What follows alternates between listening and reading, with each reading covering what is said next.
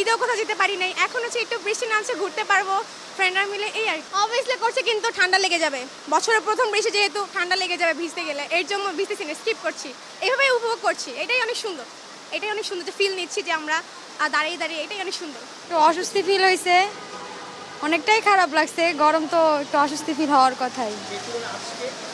আর সেই তুলনায় আজকে অনেকটাই বেটার, অনেকটাই ভালো লাগতেছে, ওয়েদারটা অনেক ভালো।